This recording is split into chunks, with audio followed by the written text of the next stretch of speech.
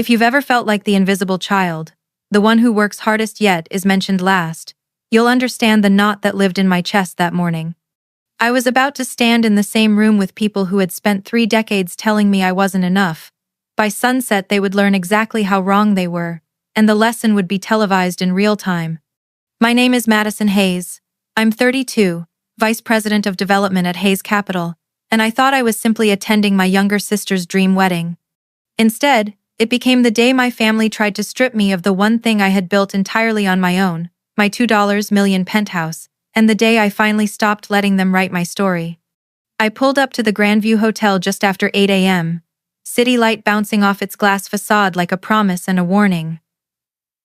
Inside, the air smelled of coffee, white roses, and polished marble. Wedding planners scurried like choreographed birds, carrying bundles of baby's breath and place cards.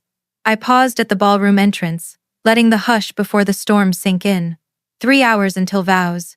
3 hours until the next round of subtle put-downs that had defined every family gathering since childhood. Madison, finally. My mother's voice snapped like the click of a camera shutter. She looked me up and down, lips pressed into a perfect line. That dress, couldn't you have chosen something more feminine?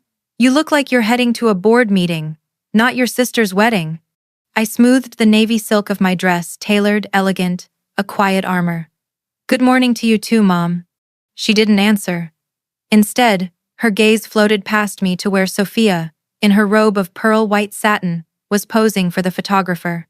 Sophia looks absolutely radiant. Such a proper bride. You should see how she glows. The words slid under my skin like tiny glass splinters. Too ambitious, too independent, too masculine, those were my unofficial middle names. Sophia, the princess. Me, the permanent disappointment. 32 years of knowing the script by heart. Dad's voice carried across the hall. Madison, can you check the seating chart? And don't reorganize everything like you always do.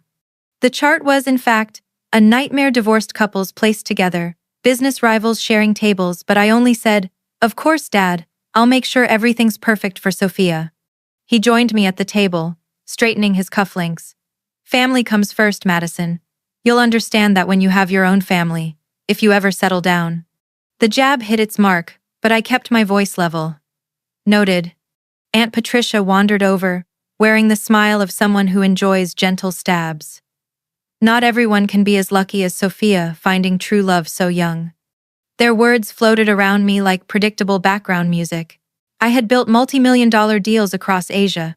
Still, the measure of success here was a ring. At the far end of the ballroom, cousins whispered their own verdicts. Still no +1, someone murmured. Poor Carol, another said of my mother. At least she has Sophia giving her grandchildren soon. Derek, my cousin and lifelong heckler, smirked. Maybe if you spent less time in boardrooms and more time in normal rooms, you'd have a date today. I wanted to tell them about the men who'd withered when faced with my ambition, but what was the point? Mom stepped in with her favorite line, Madison's always been too particular, too picky for her own good. Inside, something both stung and steeled. They had no idea who I really was. Maybe that ignorance was its own kind of power. Aunt Sally appeared next, chirping like a sparrow. So how's that little apartment of yours? Must be cozy. It's a penthouse, actually, I said quietly. Laughter broke like a wave. A penthouse? Oh, Madison, you and your big city dreams, Sally said, wiping her eyes. She likes to exaggerate, Sophia chimed in, floating over like a swan in full plumage. Last year, she said she was buying a Tesla. Can you imagine? I smiled. I did buy one. It's parked outside. But the line didn't land. Mom's voice slid in, velvet and sharp. Too ambitious, really. There's nothing wrong with a modest apartment. I glanced at my phone where a concierge notification glowed. Sunrise delivery scheduled to your 4,500 square foot penthouse. Proof of a reality they didn't believe in, and I refused to flaunt. Instead, I said softly, You're right, Uncle Tom. No shame in living within your means. Sophia laughed, her tinkling laugh. See? Madison's learning to be more realistic. Across the room, a string quartet rehearsed Pachelbel's canon. I focused on the music, letting the irony settle. In truth, my penthouse wasn't just property. It was the 10-year monument to nights I'd slept under fluorescent office lights, to the fearless deals I'd closed across 3 continents. Every square foot was a declaration. I exist beyond your approval. By 10 a.m., the hotel shimmered with white and gold. From my spot near a window, I watched the skyline, my penthouse tower visible in the distance while memories flickered like old film. Childhood evenings when I begged my parents to watch me practice piano, their eyes always drifting back to Sophia's coloring books. Teenage weekends when I worked double shifts to fund my first internship while Sophia prepared for another beauty pageant. Each recollection stitched the same truth deeper. Love in our house had always been conditional. "Madison, are you even listening?" Mom's voice cut through the music. I turned, perfectly calm. "I hear you, Mom." What I didn't say was that I also heard something else, an undertone, a rustling beneath the day's festivities, the sense that today's performance held a hidden script, one they hadn't yet revealed. I checked the seating chart one more time and smoothed the edge of my dress. Whatever they were planning, I would be ready. The ceremony itself could have been lifted from a bridal magazine, white roses draped from crystal chandeliers, champagne flutes aligned like soldiers, the city skyline glittering through tall windows. I should have been able to enjoy it. Instead, an unease crept through me like a low electrical hum. I noticed the first sign during the pre-ceremony photographs. Mom's whispered instructions to the photographer carried across the room. "Focus on Sophia and Brian. Make Madison's shots quick. We don't want to delay the couple." She didn't realize I heard every word. Still, I busied myself with details, double-checking the seating chart, smoothing a crooked napkin, politely declining Aunt Sally's endless offers of just a little lipstick to soften your look. Outwardly, I was the model big sister. Inwardly, I catalogued every sidelong glance, every hurried conversation that stopped when I approached. I escaped for a few minutes to a quiet hallway, where the scent of lilies was softer, less cloying. Through a window I could see the Grand View's rooftop garden, a pocket of green amid steel and glass. 10 years ago, I'd dreamed of a life in such high places. Now I lived it 45 stories above the noise in a home I owned outright. I let that thought steady me. By early afternoon, guests streamed into the ballroom, their voices merging into a pleasant buzz. I threaded my way through designer gowns and tailored suits, acknowledging greetings but staying detached. At table 12, I spotted 3 major clients of Hayes Capital. They smiled warmly, and I returned it, grateful for at least one corner of the room where my professional life was respected. When the ceremony began, Sophia floated down the aisle like the heroine of a romantic film. I applauded with everyone else, even dabbed my eyes at the vows. But as she and Brian exchanged rings, I caught Dad's gaze on me, quick and assessing, like a man rehearsing his next move. After the ceremony, we mingled again, and I finally heard the plan laid bare. Dad's voice, low but not low enough, drifted over the music as he spoke to Mom near the dessert table. "After the toast," he said, "we'll make the announcement about the penthouse." My heart clenched. "You're sure Madison will agree?" Mom asked. "She won't have a choice," he replied smoothly. "Not in front of everyone. She's too proud to make a scene at her sister's wedding." For a moment, I couldn't breathe. So it was an ambush, carefully timed to weaponize love and reputation. "What does she need a penthouse for?" Mom added, her voice soft and sharp. "It's not like she has a family to fill it." The cruelty landed with surgical precision. And yet, strangely, a calm spread through me. All the years of dismissals, of being treated like the family's convenient second option, had prepared me for this very moment. I would not be cornered. I moved to a window overlooking the bustling downtown streets.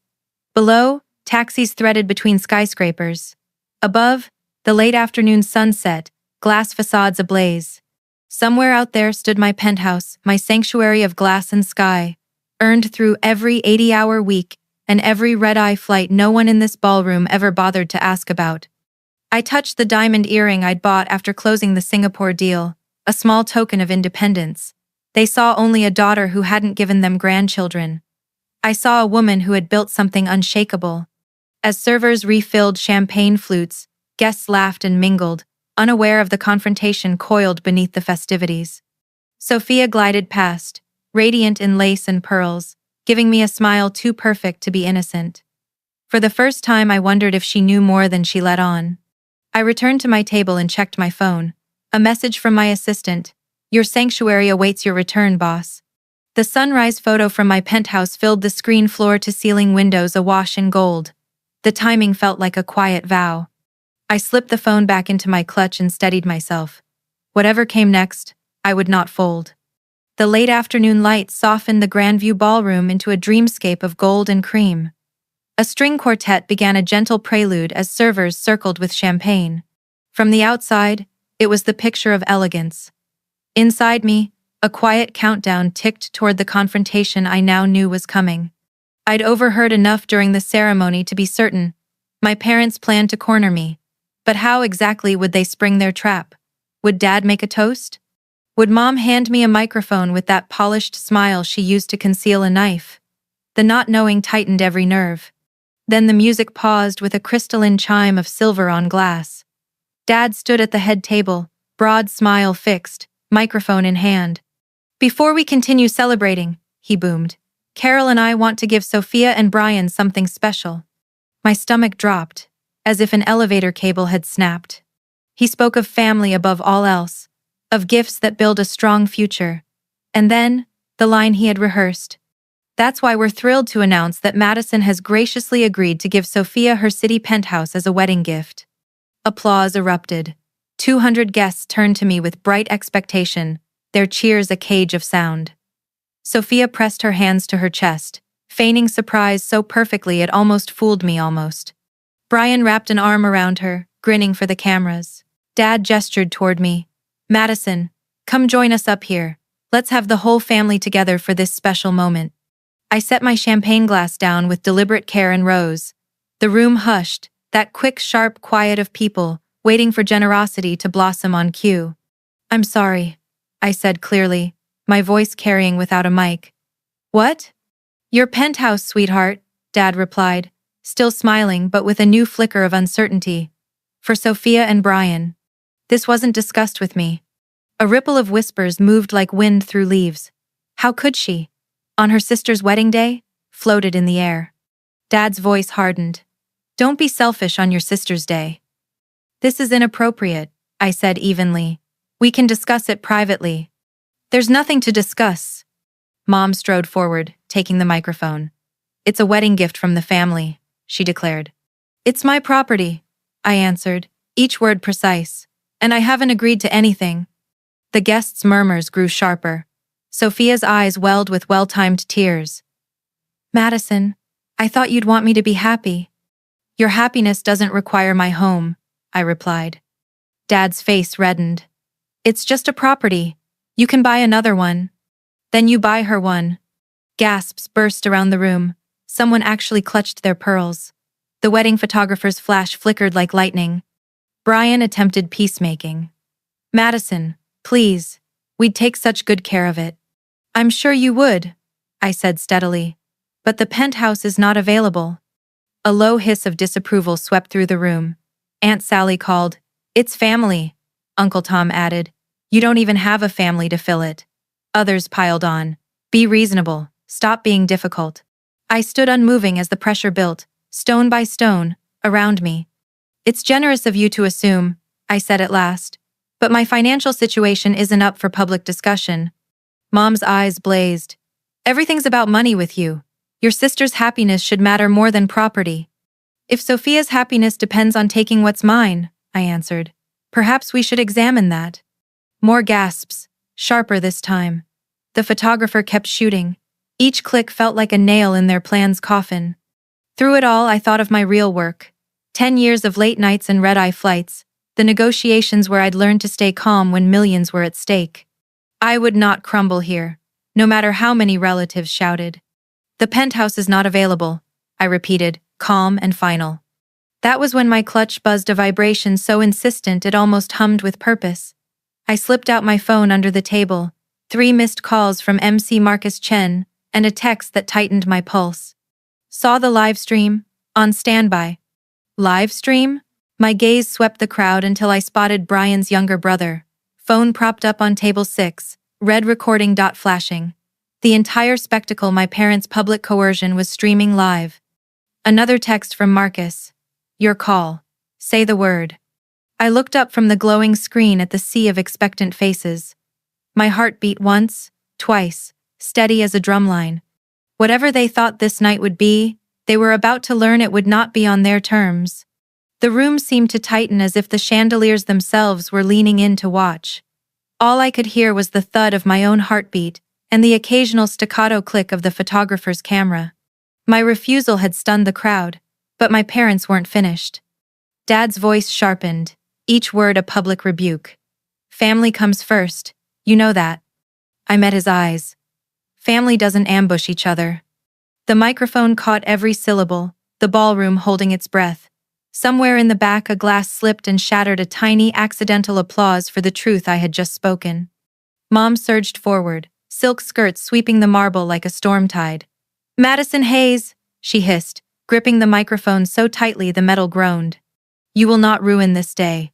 You will not embarrass this family. I'm not the one creating a scene, Mother.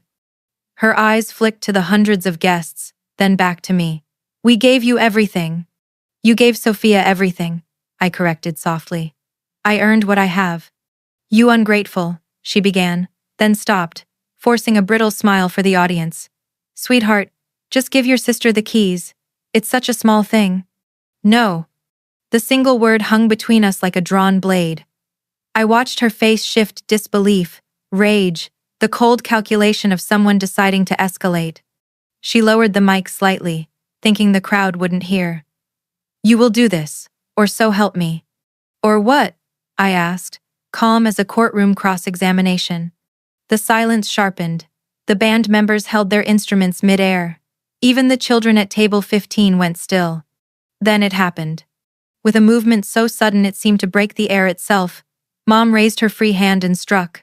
The crack of palm on cheek ricocheted through the ballroom's acoustics like a gunshot.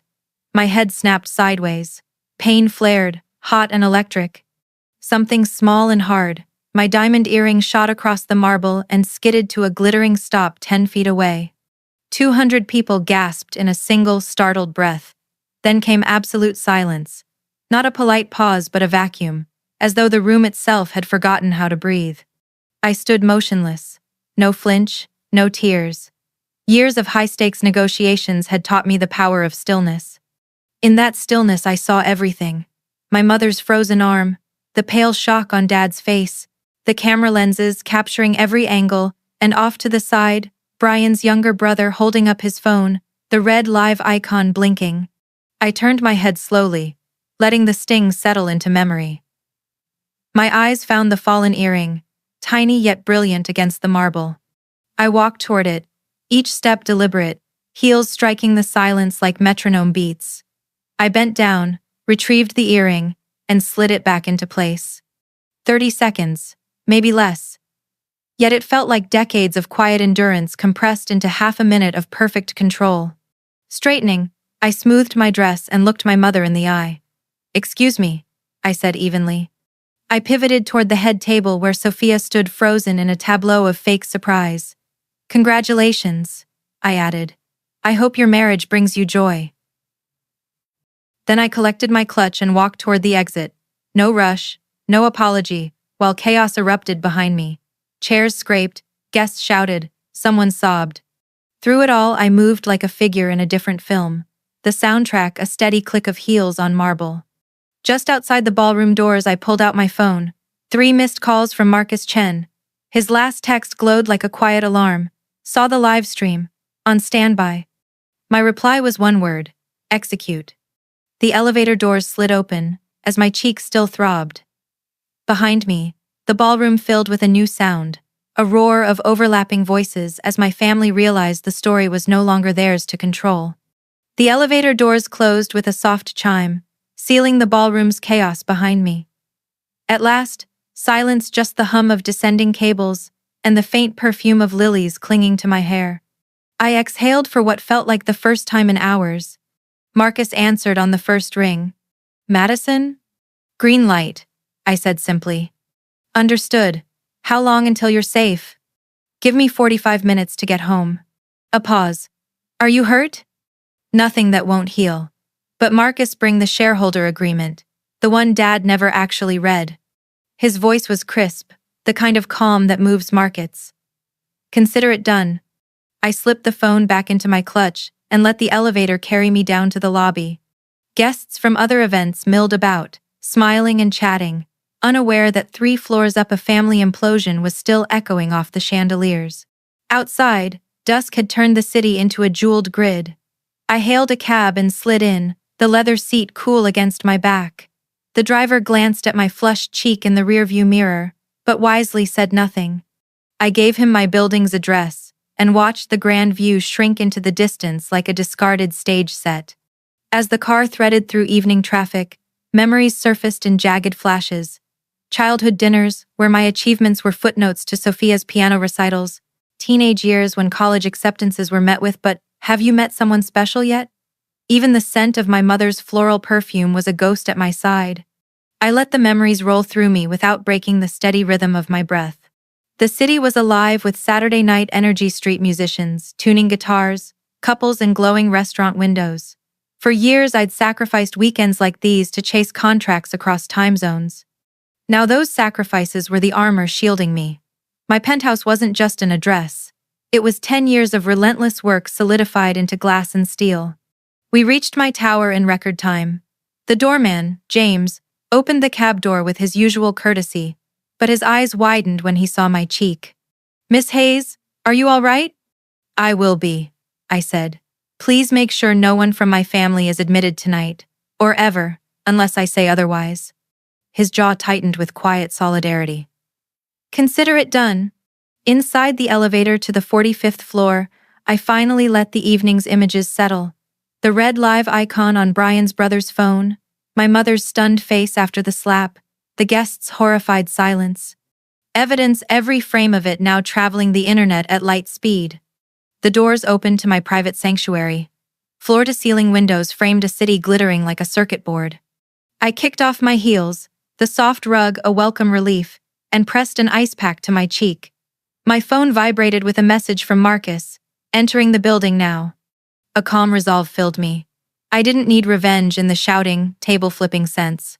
I needed precision, the kind of strategic action that doesn't just answer humiliation but renders it irrelevant. By the time Marcus arrived with 2 company lawyers, the adrenaline had settled into clarity.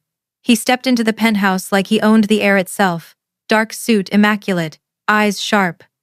"They're still at the hotel," he said. "I counted at least 3 of your father's major clients in the room. And the live stream, it's moving fast." I poured us both a glass of water. "Then let's move faster." He nodded to the lawyers, who opened briefcases and began reviewing the contingency documents we had prepared months ago, when Marcus first insisted on a clause protecting me from family coercion. At the time, I'd thought he was being overly cautious. Tonight, it felt prophetic. We spread the papers across my marble dining table, the purchase contract with clause 15.3, highlighted, the shareholder agreement Dad had signed without reading the fine print, the emergency board meeting protocol. The lawyers double-checked dates and signatures, every line a quiet fortress around my life. "Ready?" Marcus asked. "Ready," I replied. From my window, I watched the city pulse with neon and headlight constellations. Somewhere back at the Grand View, my parents were still trying to control a story that had already slipped beyond their reach. Tonight wasn't about punishing them with anger. It was about protecting everything I had built and showing, once and for all, that I could not be coerced. Night had settled like velvet across the city when Marcus Chen walked into the Grandview ballroom. I wasn't there to see it, but thanks to texts and live updates from a sympathetic guest, I could picture it with cinematic clarity. Marcus entered like a quiet storm, charcoal Armani suit, 2 company lawyers at his side, eyes so steady they drew every glance. Conversations died mid-sentence. Even the band stopped playing as if instinctively obeying a new conductor. "Richard Hayes?" Marcus's voice cut through the hush, cool and deliberate. "Marcus Chen, majority partner at Hayes Capital. We need to clarify some things immediately." Gasps rippled through the crowd. My father half rose, recognition draining the color from his face. "Mr. Chen, here? At my daughter's wedding?" "I'm here because I was alerted to a live stream. Marcus said, holding up a phone still glowing red with the broadcast. I watched the entire incident, including an assault and an attempted coercion of corporate property. Mom's mouth opened and closed like a fish out of water. "This is family business," she stammered. Marcus's reply was calm, almost gentle. "The moment you made it public, it became my business. Madison Hayes is my vice president of development. She led our Asia-Pacific expansion and negotiated the Singapore and Tokyo deals. The penthouse you tried to seize is part of her executive compensation package." Whispers swelled into a shocked roar. Many guests had no idea who Marcus was, but everyone understood the weight of the words executive compensation and vice president. Dad tried to recover. "There's been a misunderstanding." "There's been no misunderstanding," Marcus interrupted. Clause 15.3 of her purchase agreement protects her from exactly this type of coercion. By publicly demanding the transfer of an asset under duress, you've activated it. The ballroom seemed to contract, every chandelier crystal focusing light on my parents. Cameras and phones rose like a forest of silent witnesses.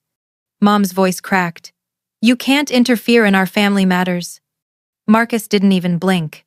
"Madison is not only my employee, she is effectively my business partner. I own 40% of Hayes Industrial Group, your company, Richard. Your conduct tonight violates the shareholder agreement you signed 5 years ago." A tremor of panic crossed my father's face. "That's impossible. I can call an emergency board meeting within 24 hours, Marcus continued, each word as measured as a chess move. "The Jensen Trust, which controls another 15%, will be very interested in the live footage now circulating on every major platform." Guests turned to one another in hushed disbelief. Brian's family, pale and tight-lipped, exchanged worried glances. Someone muttered, "This is bigger than a wedding." "Mr. Chen, Marcus, please," Dad's voice cracked into pleading. "This is a misunderstanding. We love our daughter." Marcus raised a hand. "Then treat her like one, not like an ATM." He let the silence settle, giving everyone time to absorb the rebuke. Then he delivered the ultimatum, his tone still impeccably polite. "You have 48 hours to issue a full public apology to Madison, acknowledging her achievements and her right to her own property. Fail, and I convene the board to review your fitness as CEO." My phone buzzed on the penthouse counter. A message from Marcus, succinct as always. "They've heard me, ball in their court." I set the phone down and looked out at the luminous sprawl of the city. Somewhere 3 miles away, my parents were absorbing a lesson in consequences, delivered with the elegance of a perfectly timed market move. For the first time that day, I allowed myself a long, steady breath. The next moves were theirs to make, but the game itself now belonged to me. Sunday morning light spilled across my penthouse windows like a quiet victory banner. I hadn't slept much, but not from worry, more from the electric aftershock of freedom. By dawn, my phone had become a living thing, buzzing with updates that mapped the overnight collapse of my parents' carefully polished image. The first text came from a longtime client of Dad's. "Richard, I'm concerned about what I just witnessed. We need to discuss our contract." Minutes later, another. "Deeply troubling behavior. My wife insists we reconsider our partnership." By mid-morning, a third arrived. "I don't do business with people who hit their children. Contract terminated." I read each message twice, feeling not glee but a sober confirmation of what I already knew. Respect and power are built on trust. My parents had just detonated theirs in front of the world. Meanwhile, the live stream from Brian's brother kept climbing 20,000 views at midnight, 50,000 by breakfast. Hashtags like #Penthouse ambush and #slap scene round the city were trending. I turned my phone face down and made coffee, choosing silence over spectacle. By noon, sympathetic relatives began to surface. Cousin Derek sent a tentative text. "I'm sorry for what I said. I didn't realize they treated you like that all the time." Aunt Patricia followed with, "Your mother is my sister, but she was wrong. I'm proud of you for standing up." Their words were small olive branches after years of silence, yet I welcomed them. Not every tie to the past had to fray. Through a contact at the hotel, I heard the immediate fallout. Brian's family, mortified, had called an impromptu meeting in a side lounge. His mother reportedly said, "This wedding cannot proceed until we understand what kind of family we're joining." Several guests left early, their parting gifts untouched. That afternoon, Sophia's texts began. You've ruined my wedding. Brian's parents are demanding counseling before the marriage can continue. Are you happy now? I typed a simple answer. I didn't ruin anything. I protected what's mine. Then I put my phone on silent and let the city's hum replace her drama. But not every message was hostile. From Marcus came a note as precise as his boardroom style. Your father just called. 3 more clients have expressed deep concern. I imagined Dad pacing his study, phone pressed to his ear, contracts evaporating with every buzz.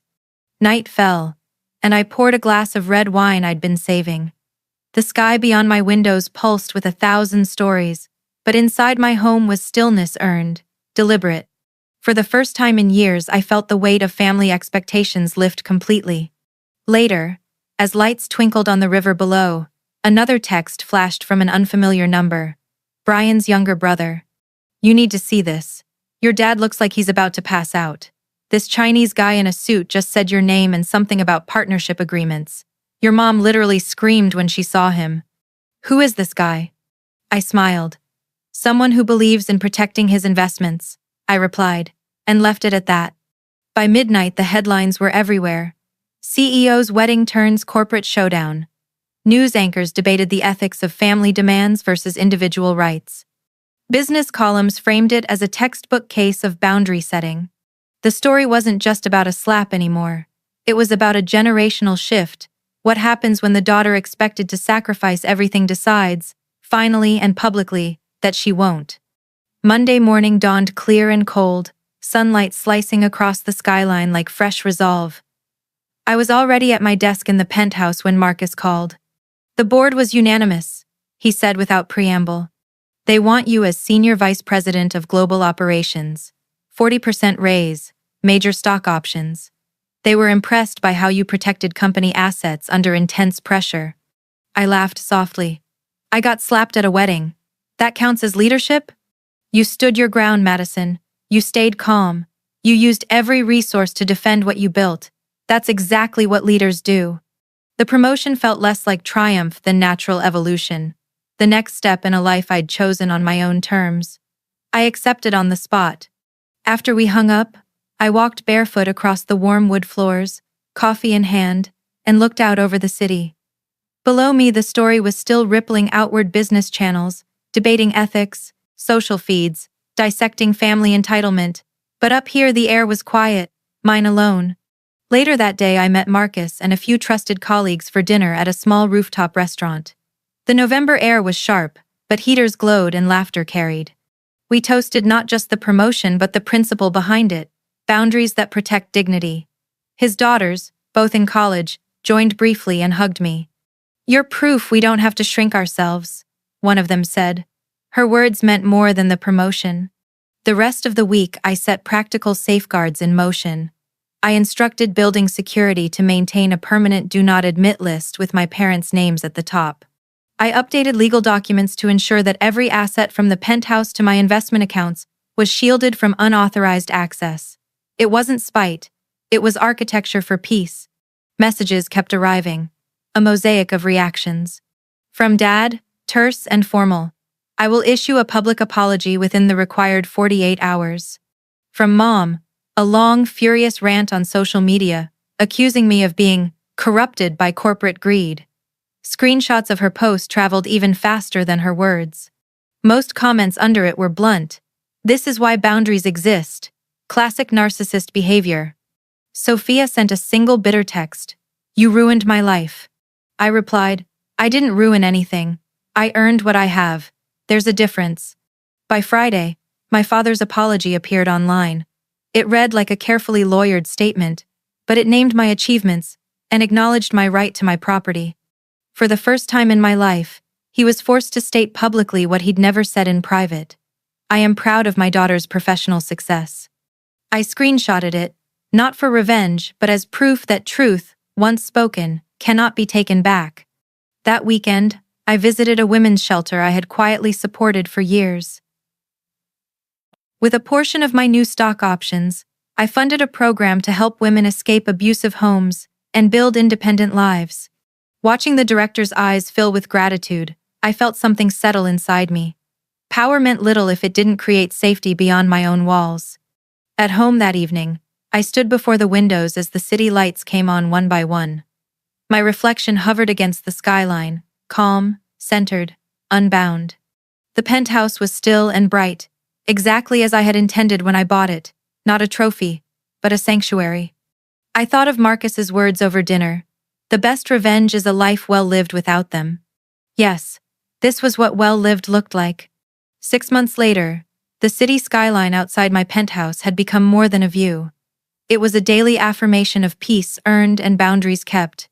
The crisis that had once consumed every headline had faded into a case study in modern family dynamics. But the ripple effects never stopped. Through business circles, I heard my father had finally started therapy. His company survived but never regained its former prestige. 6 major contracts were gone for good, and investors remained wary. In quiet moments, I felt a flicker of empathy. He was, after all, still my father, but I refused to confuse empathy with permission to re-enter my life. My mother chose a different path. She doubled down on her narrative, telling anyone who would listen that I had chosen money over family. But most people had watched the video themselves. They saw the slap, the public coercion, the cold entitlement.